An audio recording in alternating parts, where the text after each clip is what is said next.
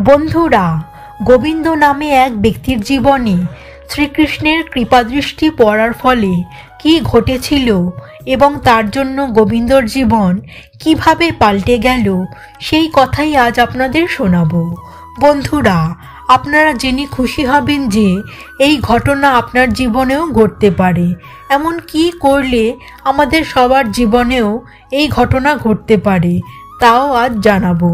তাই আমার বিনীত অনুরোধ যে এই ভিডিওটি পুরোটা দেখুন ও সবাইকে এই চমৎকারী ঘটনাটা জানানোর জন্য বেশি বেশি করে শেয়ার করুন ও কমেন্টে গিয়ে জয় শ্রীকৃষ্ণ লিখে একটা লাইক করে দিন।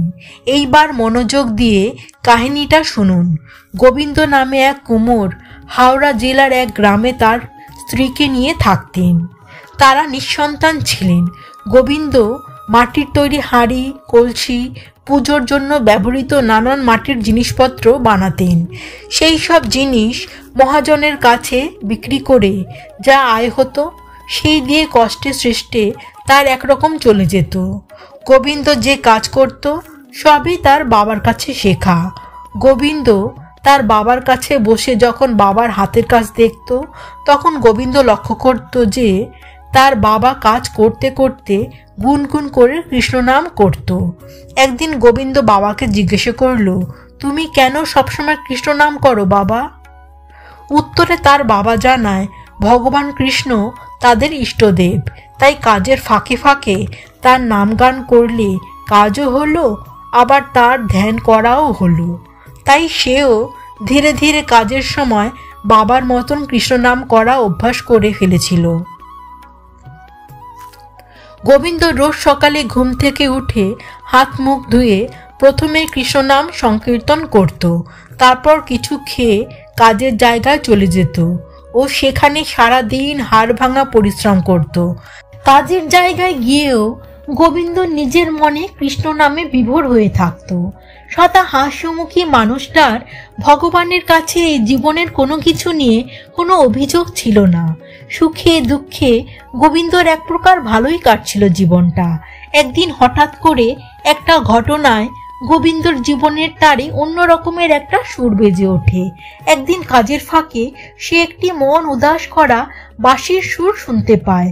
প্রথম দিন অতটা আমল দেয়নি ব্যাপারটাকে, কিন্তু আবার পরের দিন বেশ কাছেই যেন আওয়াজটা শুনতে পায় গোবিন্দ। বাইরে বেরিয়ে সেই বাঁশির ধ্বনি উৎসটা না খুঁজে পেয়ে একটু ধন্দে পড়ে যায়। এরপর থেকে রোজই বেশি বেশি করে বাঁশির সুর শুনতে লাগলো গোবিন্দ। কৌতূহল বশত সে তার স্ত্রীকে জিজ্ঞাসা করলো কোনো বাঁশির ধ্বনি শুনতে পাচ্ছে কিনা, কিন্তু তার স্ত্রী জানায় সে কোনো বাঁশির ধ্বনি শুনতে পাচ্ছে না, কিন্তু গোবিন্দ শুনতে পাচ্ছে। মনটা বিভ্রান্ত হয়ে যায় গোবিন্দর। কিছু বুঝতে না পেরে ভয় পেয়ে যায় গোবিন্দ। সে ভাবে তার কানটা কি খারাপ হয়ে গেল নাকি। এরপর আরো এক কাণ্ড শুরু হয়। দিন 7 ধরে পরপর বাঁশির আওয়াজ শুনছে আর মনটা বিভোর হয়ে যাচ্ছে। আর একদিন হঠাৎ করে সে খেয়াল করলো চোখ দিয়ে জল অঝোর ধারায় গড়িয়ে আসছে। বাঁশির সুর থামার পরেও চোখের জল কিন্তু থামতে চাইছে না। এবার তো ভীষণ ভয় পেয়ে যায় গোবিন্দ। কানের পর চোখটাও কি খারাপ হয়ে যাচ্ছে তার? কি হবে, কোথায় যাবে, কি করবে, এইসব ভেবে অস্থির হয়ে যখন তার করুণ দশা হয়ে ওঠে তখন একদিন সকালে গঙ্গাসাগরের তীর্থযাত্রী এক সাধু ভিক্ষার জন্য এসে দাঁড়ায় গোবিন্দর আঙিনায়। সেই সাধুজিকে দেখে গোবিন্দর মনে হয় ইনাকে বাঁশির ব্যাপারটা জানিয়ে দেখা যাক, কি বলেন উনি। গোবিন্দর সব কথা শুনে সাধুজি স্মিত হেসে বলেন, কোনো ভয় নেই তোমার, খুব পুণ্যবান মানুষ তুমি। তোমার উপর ভগবান শ্রীকৃষ্ণের কৃপা দৃষ্টি পড়েছে, তাই এমন ঘটনা ঘটছে তোমার সাথে। এছাড়াও তুমি যে নাম গান করছো তার জন্য তোমার ভিতরের কুণ্ডলিনী শক্তি জেগে উঠেছে। কুণ্ডলিনী শক্তি কোনো মানুষের ভিতর জেগে উঠলে নানা ধরনের অনুভূতি হয়, যেগুলো আশেপাশের কারুর মধ্যে হয় না। তাই তুমি যেরকম ভাবে নাম গান করছো তাই করে যাও। এই ভাবটা তোমার আর কিছুদিন পর চলে যাবে, তখন আবার নতুন কিছু অনুভূতি হবে তোমার।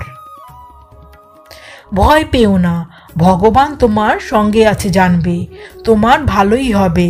এই বলে সেই সাধু ভিক্ষা নিয়ে চলে গেল। বন্ধুরা, আমরাও গৃহী মানুষেরা যদি সংসার ধর্ম বজায় রেখে গোবিন্দর মতন কৃষ্ণ ভক্তিতে লীন হয়ে যেতে পারি, তাহলে আমরাও ভগবানের কৃপা লাভ করে এই মানব জীবন ধন্য করতে পারব। জয় শ্রীকৃষ্ণ।